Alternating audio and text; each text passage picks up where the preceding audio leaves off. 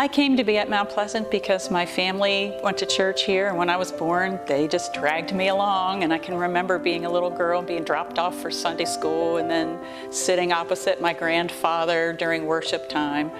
And he only was here every other week because every other week was his Sunday off, so that's when he came to church. But I've grown up in this church, and it's a great place to be. As I grew up in this church, it seemed like everybody that was part of this church was actually extended family to me.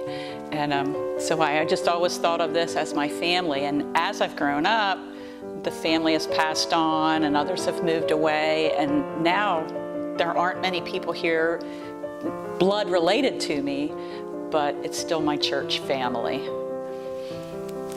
Some of the things about Mount Pleasant Church that are really appealing to me is that we care for one another like a family does. So people are there for you when you're going through things.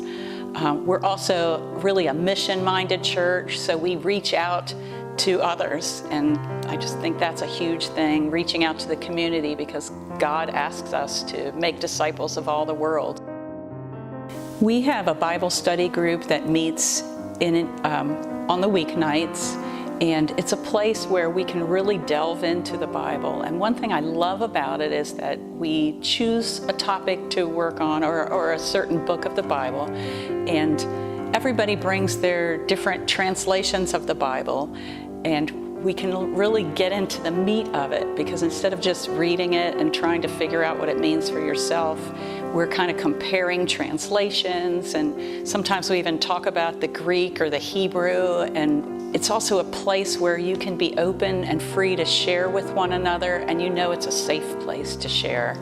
And people are so supportive when you're going through things. That's one of those places where I've gotten help from friends when I needed it.